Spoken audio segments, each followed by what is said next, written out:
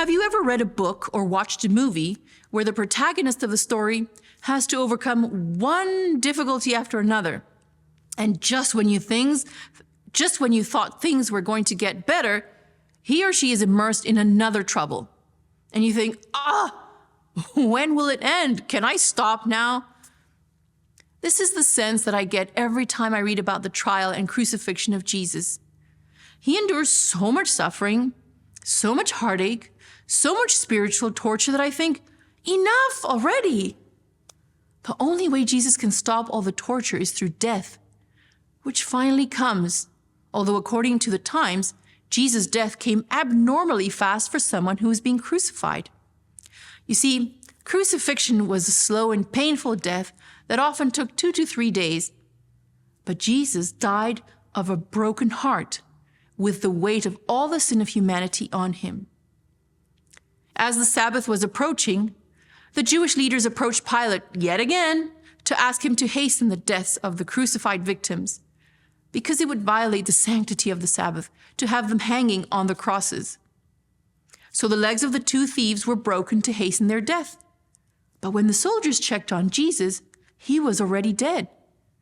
It was so unusual that the Jewish leaders wanted to make sure and requested that they pierce his side with a spear.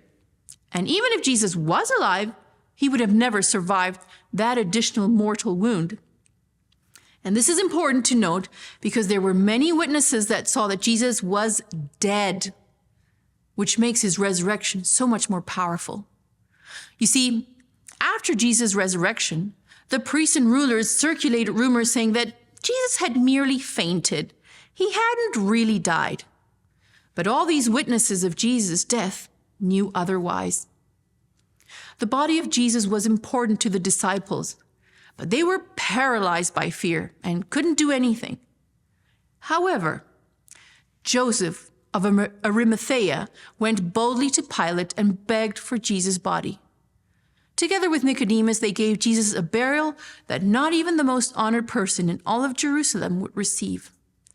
Joseph gave Jesus his own tomb, and Nicodemus brought about 100 pounds of a costly mixture of myrrh and aloes to embalm the body. Jesus' followers were surprised at how interested Joseph and Nicodemus were in Jesus' body and burial, because these two had not openly followed Jesus while he was still living. They knew that accepting Jesus would get them kicked out of the Sanhedrin, and they were hoping to protect Jesus from a position of power and influence on the inside. But when they realized what had happened to Jesus in their absence, they could no longer hide their attachment to him and gave him a burial fit for a king. At last, Jesus was at rest. The long day of shame and torture was ended. As the last rays of the setting sun ushered in the Sabbath, the Son of God lay in quietude in Joseph's tomb. His work completed, his hands folded in peace, he rested through the sacred hours of the Sabbath day.